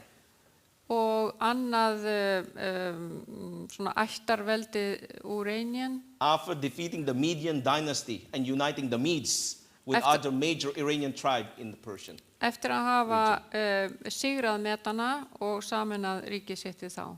The Bible tells us in Daniel chapter 2 verse 39, then another third kingdom of bronze which shall rule over all the earth. Og svo kemur fram í Daniel 2:39 að eftir því mun hefjast annað konungsríki minni háttar en þitt Which og means því Media næst Persia wouldn't last forever. I'm og sorry. því næst þriðja ríki af Eyri sem drottna muni yfir allir veröldina. Þannig að þetta annað ríki úr silfrið myndi ekki endast alla eilífð, heldur koma annað í staðinn. This is Alexander the Great. Og þarna kemur til sögunar Alexander mikli. The third empire depicted here Þetta is the þriðja thigh of bronze that would arise. veldið sem birt hér. As told to us in Daniel chapter 2 verse 39. Eins og var sagt frá í Daniel 2:39. There wasn't the city where his fame was not known. Það var The whole world knew him. Það var Of course knew ekki him. til sú borg sem kannaðist ekki við Alexander mikla. The Macedonian, as my friend would say from Australia, John Kitavsky, he would always emphasize that this guy is Macedonian. Já, hann á vin frá Makedóníu og hann var alltaf að monta sig á því að Alexander mikli var frá Makedóníu. But he is Greek, part of Greece. Hann grískur. Alexander the Great marched his armies 11,000 miles in 11 years. Og Alexander mikli fór með herinn sinn yfir 11.000 mílur á 11 árum. Alexander the Great led his armies with their bronze armor. Alexander mikli leiddi heri sína með bronsbrynju. Bronze helmet, bronze breastplate, bronze shield, bronze handled swords. Allt úr bronsi. and the Greeks dominated the world. og Grikkirnir stjórnuðu heiminum. Now, here comes the statue again. Og aftur sjáum við styttuna, Head of gold, gullhöfuðið body of silver, og handleggir og bringa af silfri, thigh of bronze. mjaðmir úr bronsi And next, you see in the statue is a leg of iron. og þarna sjáum við járnfæturna. Alexander the Great would be Alexander, put down Alexander mikli, by the fourth kingdom. hann tapaði fyrir fjórða konungsríkinu. The Bible tells us in Daniel chapter 2 verse 40, and the fourth kingdom shall be as strong as iron. Og þá mun hefist fjórða ríki sterkt sem járn. Rome, the iron, Róm, járnið, ruled from 168 to 478 AD. Sem að ríkti frá 168 fyrir Krist til 476 eftir Krist. In the days of Rome Á dögum Róm is when Jesus was born. þegar að Jesús fættist. And then we look at this, in the days of Rome, Og þegar við sjáum að á dögum Róm, Jesus was exiled and went to Egypt. að þá þurfti Jesús að flýja til Egyptalands. In the days of Rome, Jesus and Mary not only fled, but it's the same time when Jesus was crucified. Og Róm var líka uppi þegar Jesús var krossfestur. Jesus was not crucified only, but he was buried. Jesús var In the tomb. ekki bara krossfestur, heldur var hann grafinn í gröf And resurrected in the days of Rome. og reistur upp frá dauðum á dögum Róm. Yet, this very powerful empire, at the And- height of influence, En þetta sterka og mikla veldi would be brought down. myndi líka falla. Not by any other power, Ekki af einhverju öðru heimsveldi, but from within. heldur innanfrá. History tells us Sagan segir okkur what happened in Rome. hvað gerðist í Róm. In verse 41, it says, where you saw the feet and the toes partly of potter and clay and partly of iron, the kingdom shall be divided. En þar sem þú sást fæturna og tærnar að sumt var af pottaraleir, sumt af járni. You see, for 500 years, Rome appeared to be invincible. Já, í 400 ár virtist Róm vera alveg ósigrandi. They waved their flags in the British Isles all the way to the Persian Gulf. Þeir veifuðu sínum fánum, flögguðu sínum fánum alveg frá From Bretlandsegjum. the North Sea all the way to the Sahara Desert. Can you say From again? the North Sea all the way to the Sahara No, Desert. the British Isles to The Persian Gulf. til persneska persaflóa. One And of the from largest empire in the From the world. North Sea to the Sahara. Sahara Desert. Frá Norðursjó og niður til Sahara eyðimerkur. And what did the Bible predict? Og hvað sagði Biblían um það? Well, the Bible predicted Hún sagði fyrir the fifth would be divided. að The fifth empire would be divided. fimmta heimsveldið myndi vera skipt. How many toes? Hvað eru margar tær þarna? Verse 41 says, Og vers whereas you 70. saw the feet and the toes, partly of iron, part of clay and part of iron, the kingdom shall be divided. En þar sem þú sást fæturna og tærnar að sumt var af pottaraleir, sumt af járni. The Bible did not predict a fifth ruling empire which would rise after Rome. Biblían segir ekki að það myndi koma annað svona heimsveldi sem myndi It stjórna. predicted a divided empire. Heldur að þetta heimsveldi væri hins vegar skipt No niður. other single world empire would follow Rome after Rome. Að það myndi ekkit annað koma á eftir Róm. They represent the divisions of the Roman Empire. Og þetta þýðir að rómverska heimsveldið var skipt niður. And this is exactly what happened. Og það var nákvæmlega það sem það gerist. Europe was divided. Evrópa skiptist í mörg ríki. Rome was not conquered, but divided from within. Það var enginn sem sigraði Róm heldur brotnaðan upp í hluta. I wish I had time to name you each country, but you saw already in the scheme. En þarna sjáum við öll löndin sem að þau Evrópa byrjaði þannig. But notice the 5 things that brought down the Roman Empire. En 5 atriði sem að létu þetta heimsveldi falla You see them on the screen. Sjáum við það þarna. Here it says, undermining of dignity and sanctity of the home. Draga undan heimili fólks, eða þú veist, fjölskyldum. Increasing taxes and spending of public money. auka skatta og eyða peningum almúgans. Demand of craze for pleasure, sports becoming more exciting and more violent and vile. Og þessi löngun fyrir að njóta lífsins og hafa jafnvel íþróttir sem að voru fullar af ofbeldi að verða mjög svona varð vinsælt Overspending in the military when the real enemy was the decadence of the people. og eyða of miklu peningum í herinn þegar í rauninni versti óvanurinn var að fólki var að missa siðferðið The decay of religion as faith faded into a mere form. og þegar trúin hætti að vera trú og breyttist yfir í dautt form. The Bible tells us in Daniel chapter 2 verse 43, Okay. as you saw iron mixed with ceramic clay, they will mingle with the seed of man, but they will not adhere to one another.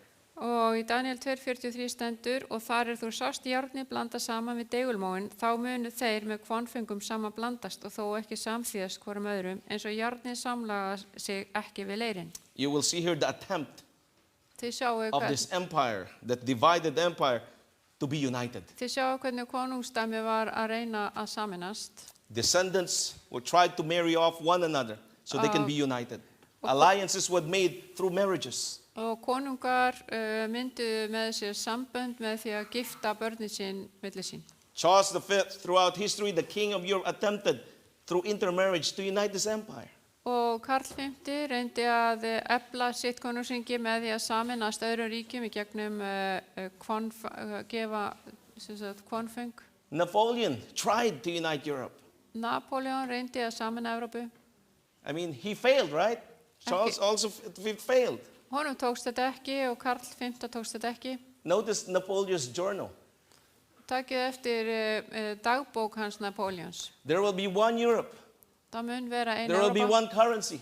einn peningamiðl There will be one language.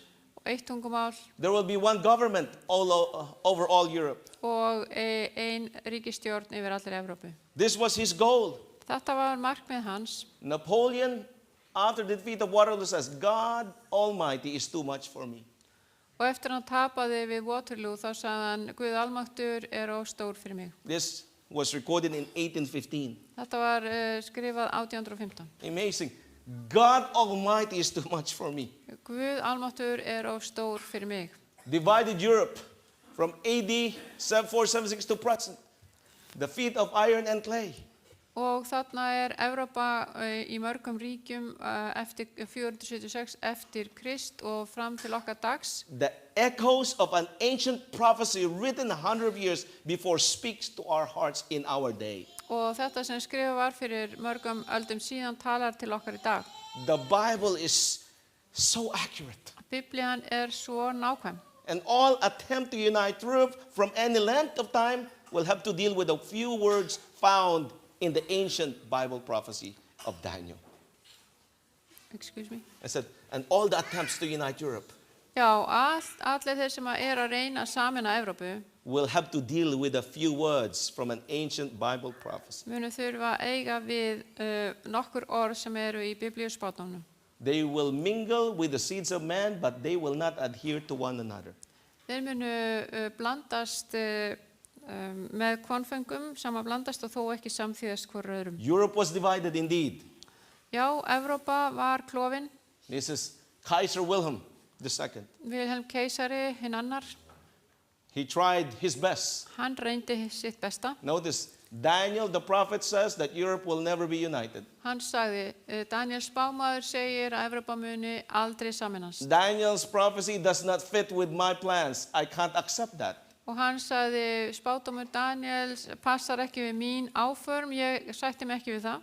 Where Charlemagne and others have failed, I will succeed. Það sem Karla Magnús og aðrir tókst ekki, mér mun takast það. I mean, you will see the certain patterns of a hard-hearted people Þið sjáuð mynstrið hjá fólki með hart hjarta trying to defy the word of God. sem að reyna að fara gegn orði Guðs. Nearly 40 million people died in the attempt to unite Europe. 40 miljón manns hafa látist þegar hefur verið að reyna að sameina Evrópu. Like Napoleon, Charlemagne also mentions Daniel. Og Karla Magnús nefnir líka Daniel. Here's one for us. Og hér einn. Think we're familiar with this one. Þið kannist vel við þennan, eða ekki? With an army of 5 million, Hitler promised to do what Kaiser couldn't. Og með 5 miljóna her lofaði Hitler að gera það sem að Kaiser náði ekki að gera. He promised to unite Europe and build an empire that would last for 1,000 years. Hann lofaði að sameina Evrópu og byggja upp heimsveldi sem að myndi endast í 1000 ár. About 60 million people died during World War II as a result of that. 60 miljónir létu lífið í síðari heimsstyrjöldinni vegna þessa. Friends, notice what is written here, March 1941. See, my people, we do not need anything from God. We do not ask anything except that he may let us alone. Í mars 1941 skrifar hann, segir, sjáið fólk mitt, við þurfum ekki á Guði að halda. Við þurfum ekki að biðja hann neitt nema það að hann láta okkur í friði. We want to fight our own war with our own guns without God. Við viljum berjast okkar eigin stríð með okkar eigin byssum án Guðs. We want to gain our victory with the help of God, without the help of God. Og við viljum sigrana okkar án hjálpar Guðs. Notice. Sjáu þið þetta. Hitler failed. Hitler mistókst. Stalin failed. Stalin mistókst. You have many, and just here on this scheme, who tried to unite Europe, and they have all failed. Og hérna sjáu þið alltaf þá menn sem reyndu og þeim tókst þetta ekki. Friends, the ancient prophecy in the book of Daniel Hinn forni spádómur í Daniels bók speaks to us today. talar til okkar í dag. Louis the 14th failed.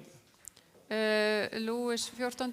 Napoleon failed. Honum tókst þetta ekki. Hitler Napoleon failed. tókst ekki. Stalin failed. Og Hitler og Stalin, þeim tókst þetta ekki. Where would-be leaders would fail. Já, og leiðtogar sem gera svona, þeim tekst þetta ekki. The ancient prophecy in the book of Daniel Gamli spádómurinn í Daniels bók tells us that they will try to mingle, segir þeir but they will not adhere to one munu another. reyna að saminast en það mun ekki takast. The Bible tells us, Revelation 17, verse 12 to 14, the 10 horns which you saw are 10 kings who have received no king as yet, but they receive authority for 1 hour as kings with the beast. Og hornin 10 sem þú sást eru 10 konungar sem enn hafa eigi tekið konungdóm, heldur fá vald sem konungar eina stund ásamt dýrinu. An ancient prophecy in the book of Daniel chapter 2 declares that from the days of the Roman Empire, Þessi forni spádómur segir að frá dögum rómverska heimsveldisins Europe would never be united. þá myndi Evrópa aldrei saminast. The Bible predicts in the book of Revelation, in the final attempt to unite Europe, Og Biblían segir að í loka tilrauninni til þess að sameina Evrópu, við sjáum það í Opinberunarbókinni, this time under a religious political union, og núna undir valdi sem er pólitískt og trúarlegt there will vald, be another attempt. að þá munið þið reyna þetta aftur. Notice this one. Sjáu Many þið- voices, one people. Sjáu þið þetta, margar raddir, einn hópur. The flag that is symbolized of common market of Europe. Many voices, one people. Margar, eins og þið sjáu fánan, margar raddir, mikið af fólki. European Union, Boris, ex-prime minister, speaking to Sunday Telegraph, Mr. Johnson said European history had seen repeated attempts to rediscover the golden age of peace and prosperity under Rome.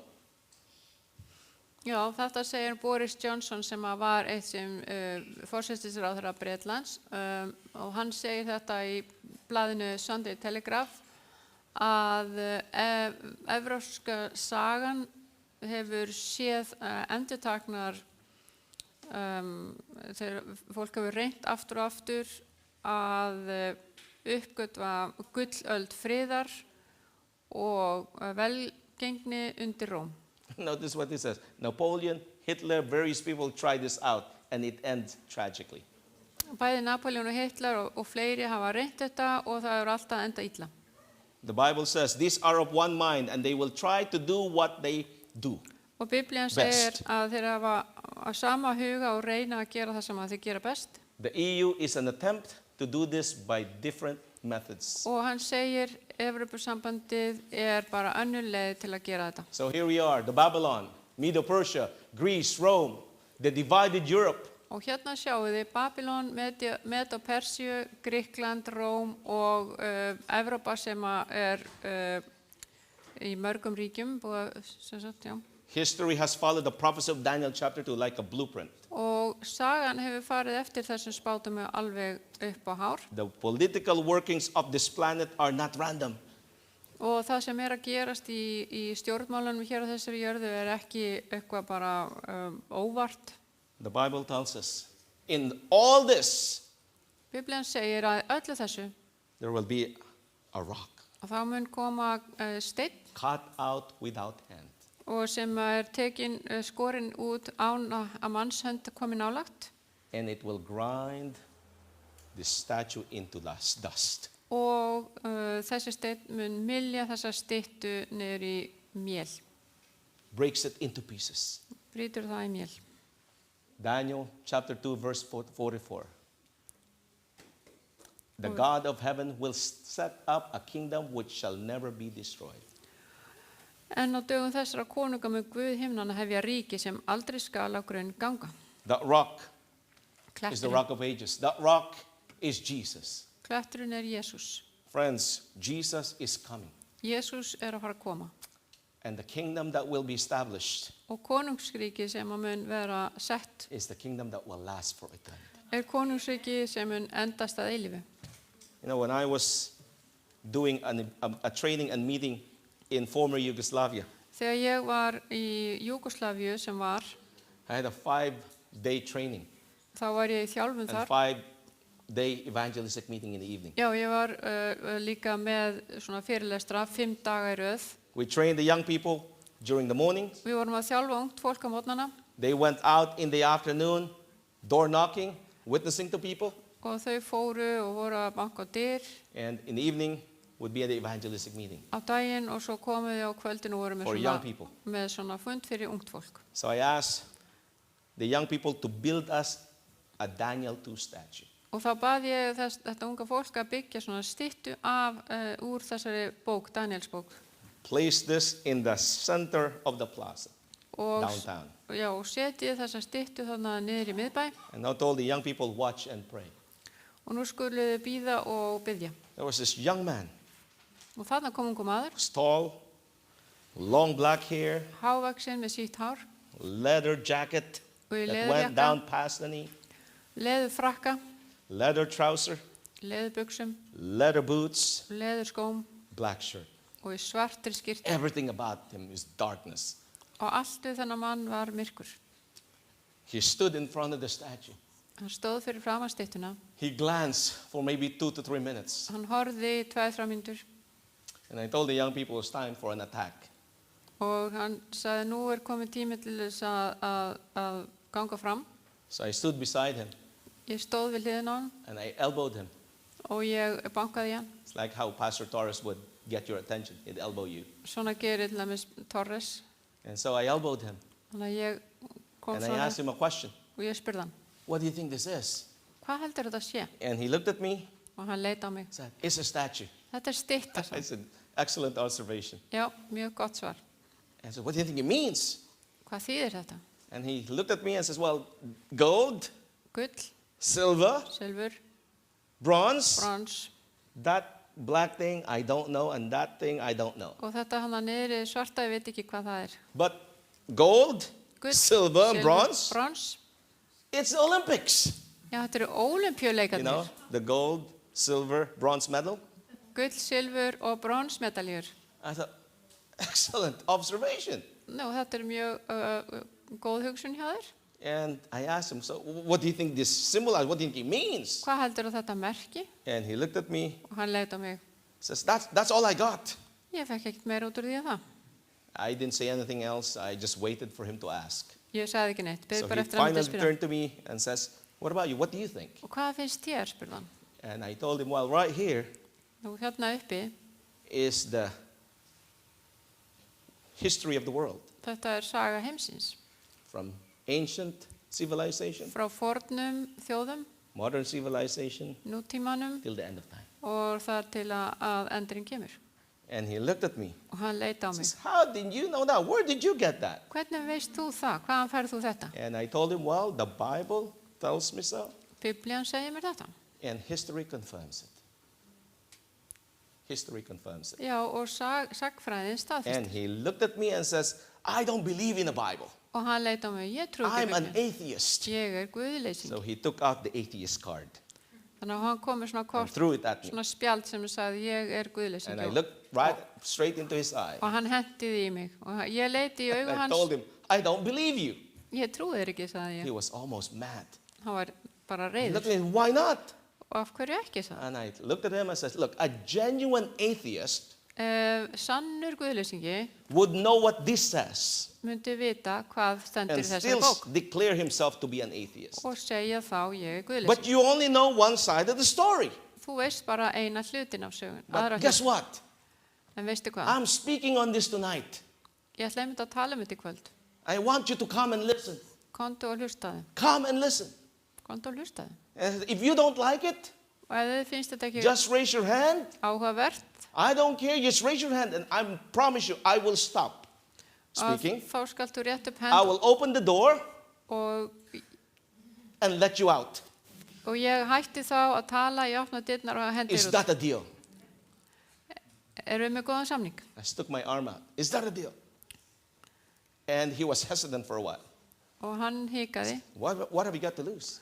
hverju ertu að fara að tapa? And Spurði then hann. he reached out, finally. Og þá rétt hann And höndina then og I grabbed his hand ég heilsaði honum and squeezed it tight. og herti vel And I prayed and said, Father in heaven, mark this young man for your kingdom. og ég sagði, góði Guð, mertu In þennan Jesus' name. dreng fyrir þitt ríki. I didn't say it loud. I was saying it in my brain, my own mind. Ég hugsaði það bara, ég sagði það ekki upp átt. After that, I said, see you tonight. Here's the address. Og svo leti hann fá heimilisfangið He came that night. og hann kom, Still, long black letter, everything.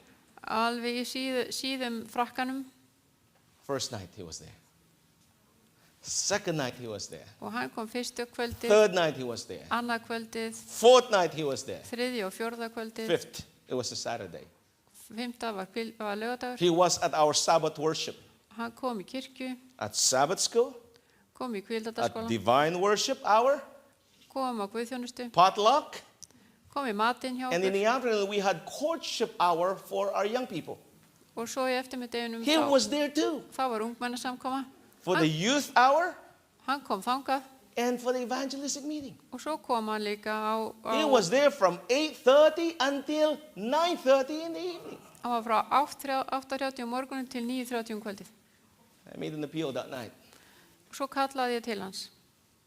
You have been hearing the word of God for the past 4 nights. Þú ert búin að vera að hlusta á orð Guðs undanfarið 4 kvöld. Surely, you have been making that decision that you've been making, not for me, but for Jesus. Þú ert örugglega búin að vera að taka þessa ákvörðun, ekki fyrir mig, heldur fyrir Jesú. But here's something that he is asking us to make this morning, En hér er hann this að evening. biðja okkur að taka ákvörðun hérna í kvöld. Will you give your life to Jesus? Vilt þú tonight? gefa Jesú líf þitt? Come. Komið, komdu. I was shocked. Og ég var í áfalli. First one to come Fyrsti sem kom fram was that young man. var þessi He ungi stood maður. up, Hann stóð upp, came to the front, kom fremst leather jacket, took the leather jacket off, í leðufrakka, black shirt, svartri skyrtu and the back of his black shirt was a white skull. og það var hvít hauskúpa á skyrtunni. And the first thought that came to my mind was Ezekiel, the valley of dry bones. Og við hugsaðum Ezekiel, það sem var verið að tala um dal þurra beina. How God's breath brought back life to this skull. Hvernig andi Skeleton. Guðs kom með líf í þessi dauðu bein. That night, he made a decision for Jesus. Og þetta kvöld tók hann ákvörðun fyrir Jesú. After I gave him a hug, Ég faðmaði hann. and he told me, man, I want to do what you do. Ég vil gera það sem þú And I gerir said, það. exactly what is that? Og hvað er það sem ég gerir? He said, I want to preach. Ég vil predika. I said, really? Já, He er says, það? yes. You see, here I am. He had more faith than I. Hann var meiri trú en Because ég. 5 days ago, he was telling me he was an atheist. 5 dagum áður var hann búin að segja að hann væri And guðleysingur. now he wants to be a preacher. Og nú vill hann vera predikari. So I told him, hold your horses. Og þá sagði ég, býttu aðeins hægur. Get baptized first. Fyrst þarf það að skýrast. He was baptized 3 months later. Svo took a while. skýrðist hann 3 mánuðir Some setna. places it takes a while. But he was baptized. Sumstaðar tekur þetta tíma, En And 3 hann var, months later, he was enrolled in a seminary. og svo fór hann á námskeið And today he's a minister. og í dag er hann prestur. Friends, Daniel too spoke to him. Daniel, annar kapli, talaði til hans. We are living on the toenails of earth's history. Við erum alveg á tánöglunum í Jesus jarðsögunni. is coming soon. Jésús er að fara að koma. The question is, Spurningin er, are you ready? þú tilbúin? Have you surrendered your life to Jesus? Hefur þú gefið Jesú líf þitt? Is your life safe in his hand? Er líf þitt öruggt í hans höndum?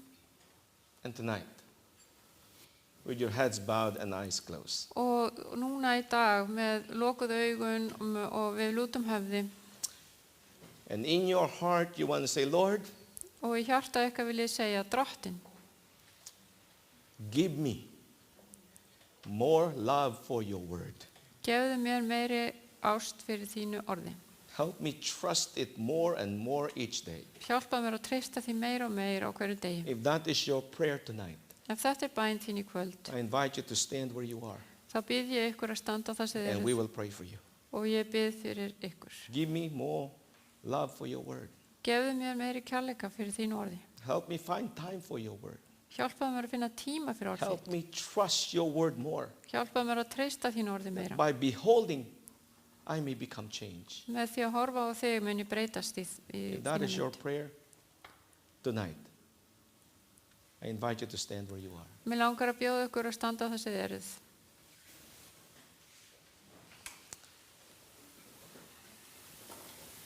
Here's my second appeal. Nú this ætla evening. ég að kalla til ykkar einhverju öðru. Tonight, Lord, I want to give my heart to you. Í dag langar mig að gefa þér hjarta mitt, Drottinn. I want to give my heart. Ég vil gefa þér allt. You have been hearing the voice of God night after night the Við- past few days. Við erum búin að heyra orð þitt undanfarin I kvöld want to give my heart to you. og ég vil gefa þér hjarta mitt. If that is you, tonight I want to pray for you. Og ef að einhver af ykkur vil gefa I'm fyrir going hjarta to kneel sitt, right here in the front. þá ætla ég að biðja fyrir þér. And if there's anyone here, say, I want to give you heart. Give my heart to you, oh Lord. Ég ætla að fara á hnén og bíða eftir að einhver komi fram sem vil Feel fá free to come and join me, and we frá will pray. fyrirbæn og komið þið hérna fram ef þið viljið fá fyrirbæn. Maybe you want to give your life to Him, Vilt þú gefa honum líf þitt? and you want to do that tonight. Vilt þú gera það í dag? Come. Komdu þá fram. Maybe there's something that is hindering you Er eitthvað sem er að hindra þig from giving your heart to Him. að gefa honum hjarta þitt? You want to give that which is hindering you Vilt þú gefa honum það to sem er að God hindra þig? tonight. Vilt þú gefa Guði það? Come, and we will pray for you. Komdu og við mun biðja fyrir þér. I'll wait for you right here. Við mun bíða hér eftir þér. Anyone, you can come. Þið megið koma fram.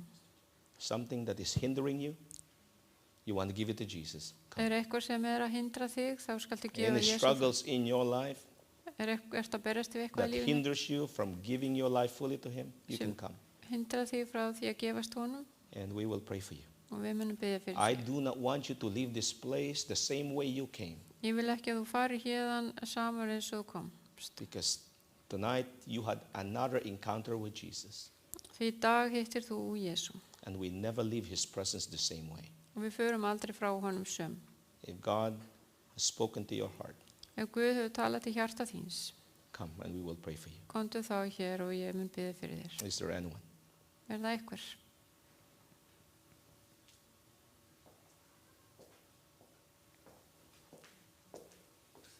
Amen.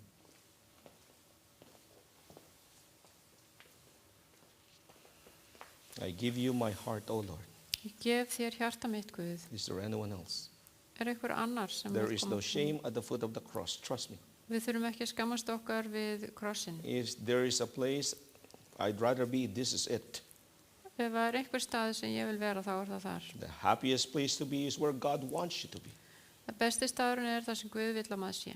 And no greater joy Það er ekki neitt stórkostlegra en than to það. come before Him. Það er að koma fyrir fram. Maybe there's somebody here who also needs prayer. Er einhver hér sem þarnast bænar annar en I þeir sem need hafa komið? prayer. You know it, God knows it. Þú veist það, Guð veit það.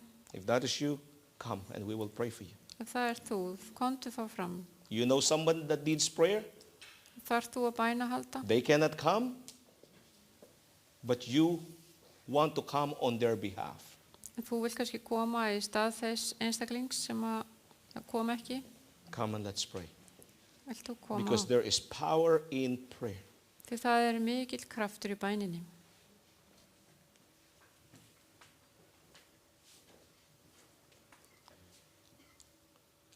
Mighty God and everlasting Father.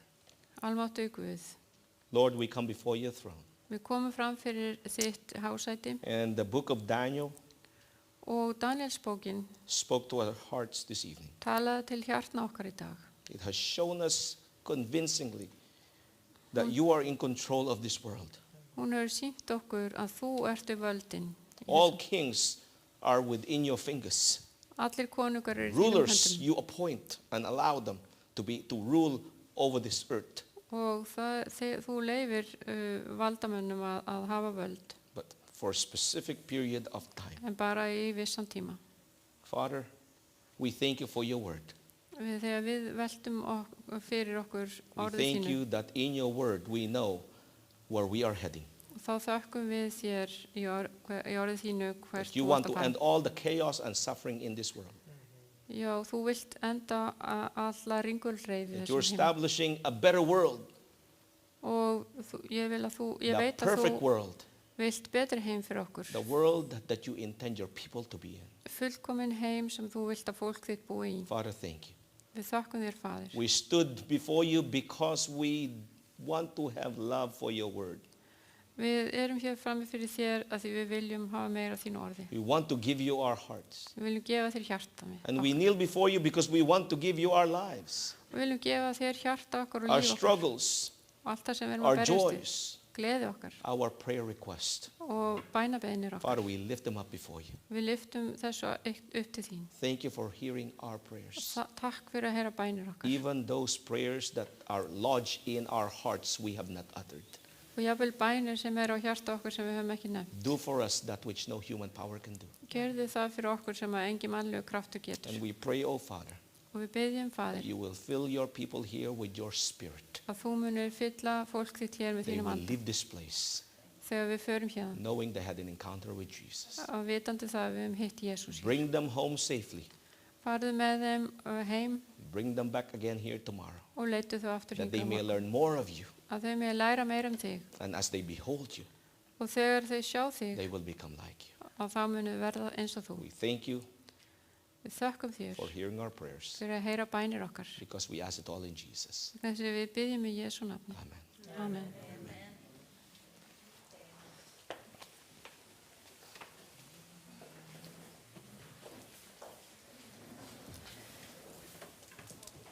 Thank you so much.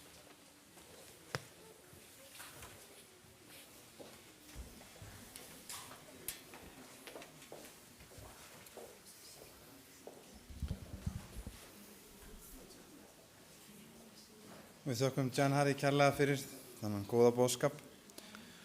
We thank Jan Harry for this wonderful message.